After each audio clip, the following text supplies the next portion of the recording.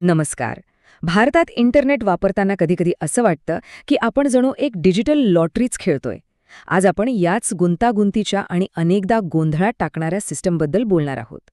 कधी तुमच्यासोबत असं झालंय का की एखादी वेबसाईट तुमच्याकडे ब्लॉक दिसते पण तुमच्या मित्राच्या फोनवर किंवा लॅपटॉपवरती आरामात उघडते? असं नक्की का होतं? चला, आज आपण याच प्रश्नाच्या मुळाशी जाणार आहोत. हे बघा, इथेच सगळं स्पष्ट होतंय. एकाच वेबसाईटचा अनुभव दोन वेगवेगळ्या इंटरनेट प्रोव्हायडर्सवर म्हणजे ISPsवर किती वेगळा असू शकतो हे बघा. एकाकडे ती वेबसाईट चक्क ब्लॉक आहे, तर दुसऱ्याकडे ती मस्त चालतेय. हाच तर तो गोंधळ आहे ज्याबद्दल आपण बोलतोय. ओके, तर मग आता आपण जरा खोलात जाऊन बघूया की हे ब्लॉकिंग नेमकं चालतं कसं, आणि यात हे इंटरनेट सर्व्हिस प्रोव्हायडर्स म्हणजे आपले ISPs जे एका डिजिटल गेटकीपरसारखं काम करतात, त्यांची नक्की भूमिका काय आहे. यासाठी बहुतेक ISPs एक पद्धत वापरतात, ज्याला म्हणतात DNS पॉयझनिंग. आता हे नाव ऐकून गोंधळू नका. सोप्या भाषेत सांगायचं झालं तर जेव्हा तुम्ही एखादी वेबसाईट उघडायला जाता, तेव्हा तुमचा ISP मुद्दामहून तुम्हाला त्या वेबसाईटचा चुकीचा पत्ता देतो. आणि मग काय, तुम्ही त्या खऱ्या साईटपर्यंत पोहोचूच शकत नाही. ही सगळी प्रोसेस आहे ना, ती 4 सोप्या स्टेप्समध्ये होते. बघा, स्टेप 1, तुम्ही वेबसाईट उघडायचा प्रयत्न करता. स्टेप 2, तुमचा कॉम्प्युटर तुमच्या ISPकडे त्या साईटचा डिजिटल पत्ता म्हणजे IP ॲड्रेस विचारतो. मग येतं स्टेप 3. इथे ISP तुमची रिक्वेस्ट मध्येच अडवतो आणि फायनली स्टेप 4 मध्ये तो तुम्हाला खरा पत्ता देण्याऐवजी एक खोटा पत्ता पाठवून देतो आणि बस, तुमची वेबसाईट ब्लॉक झाली. ठीक आहे, ब्लॉकिंग कसं होतं हे तर कळालं. पण मोठा प्रश्न हा आहे की हे ब्लॉकिंग करायला सांगतं कोण? म्हणजे हे आदेश येतात कुठून? चला, आता आपण कसं वरून कोण या प्रश्नाकडे वळूया. तर यामागे सरकारचे कायदेशीर अधिकार आहेत. माहिती तंत्रज्ञान कायदा 2000चं कलम 69 आणि कलम 79 आणि सोबतच IT नियम 2021 या सगळ्या कायद्यांनुसार सरकारला वेबसाईट्स ब्लॉक करण्याचे आदेश देण्याचा हक्क आहे. आणि एकदा का हा आदेश आला की ISPsना तो पाळावाच लागतो, त्यांच्यावर ते बंधनकारक आहे. पण इथे एक खूप महत्त्वाची गोष्ट आहे. सरकारकडून जे हे ब्लॉकिंगचे आदेश येतात ना, ते सहसा गोपनीय असतात, म्हणजे सिक्रेट. आणि त्यामुळे होतं काय की आपल्यासारख्या सामान्य माणसाला हे कळायला मार्गच नसतो की एखादी वेबसाईट नक्की का ब्लॉक झाली आहे आणि ती ब्लॉक करण्याचा आदेश दिला कोणी. आता आपण बघूया की ही जी विसंगती आहे त्याबद्दल काही ठोस पुरावे काय सांगतात, म्हणजे प्रत्यक्ष आकडेवारी काय म्हणते तेच पाहूया.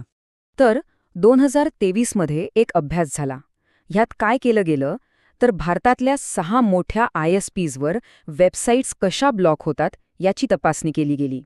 आणि या अभ्यासातून जी माहिती समोर आली ती खरंच खूप धक्कादायक होती. या अभ्यासात काय दिसलं माहितीये? तब्बल 43,083 डोमेन्स, हो 43,083 डोमेन्स असे होते जे कमीत कमी एका तरी ISPने ब्लॉक केले होते. हा आकडा किती मोठा आहे विचार करा. यावरून ब्लॉकिंगचं प्रमाण किती प्रचंड आहे याचा अंदाज येतो. पण खरी आश्चर्याची गोष्ट पुढे आहे.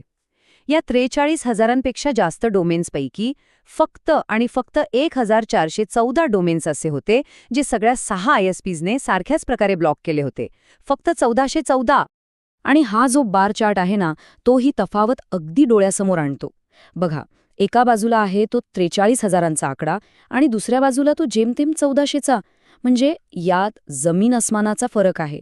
आणि हीच विसंगती, हीच या सगळ्या सिस्टीममधली सगळ्यात मोठी समस्या आहे. अच्छा, मग प्रश्न पडतो की नक्की कोणत्या प्रकारच्या वेबसाईट्स जास्त ब्लॉक होतात.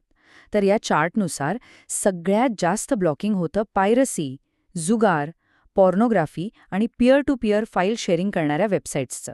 ओके, पण ही जी सगळी गोपनीयता आहे याची किंमत काय?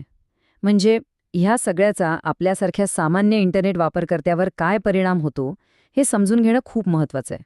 एका वाक्यात सांगायचं तर एका ISPवरून दुसऱ्या ISPवर जाताच इंटरनेट वापरकर्त्याचा अनुभव बदलतो. हे एकच वाक्य या पूर्ण समस्येचं सार सांगून जातं. म्हणजे काय, तर तुमचा इंटरनेटचा अनुभव हा तुमच्या ISPच्या मर्जीवर अवलंबून आहे, नियमांवर नाही. तर मग या सिस्टीममधल्या मुख्य चिंता काय आहेत? एक तर ब्लॉकिंगचे आदेश गोपनीय आहेत. दुसरं, वेबसाईट का ब्लॉक झाली याची कोणतीही सूचना आपल्याला मिळत नाही. तिसरं, हे आदेश कसे लागू करायचे यासाठी कोणतीही एक स्टँडर्ड पद्धत नाहीये. आणि यामुळे होतं काय तर ISPsना कधीकधी मनमानी ब्लॉकिंग करायला मोकळं रान मिळतं. मग ह्या सगळ्यावर उपाय काय? आपण एक जास्त पारदर्शक, जास्त चांगली इंटरनेट सिस्टम कशी बनवू शकतो? चला, आता बदलासाठी काय करता येईल यावर एक नजर टाकूया. यावर तज्ज्ञ काय सांगतायत? त्यांच्या मते सगळ्यात आधी तर एक समान आणि पारदर्शक प्रणाली हवी.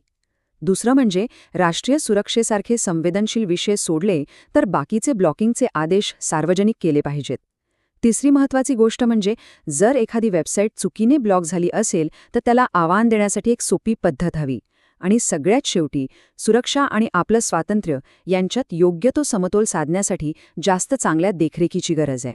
शेवटी एकच गोष्ट लक्षात ठेवली पाहिजे. कोणत्याही लोकशाही डिजिटल सिस्टममध्ये देशाची सुरक्षा जेवढी महत्त्वाची आहे तेवढाच नागरिकांचा माहिती मिळवण्याचा हक्कही महत्त्वाचा आहे. आणि या दोन्हींमध्ये एक योग्य संतुलन साधणं हेच खरं तर सगळ्यात मोठं आव्हान आहे. आणि यामुळेच एक मोठा प्रश्न आपल्यासमोर उभा राहतो, सुरक्षा की गोपनीयता? या दोन्हींमधली ती सीमारेषा नक्की कुठे ओढायची? हा विचार करण्यासारखा प्रश्न आहे, नाही का?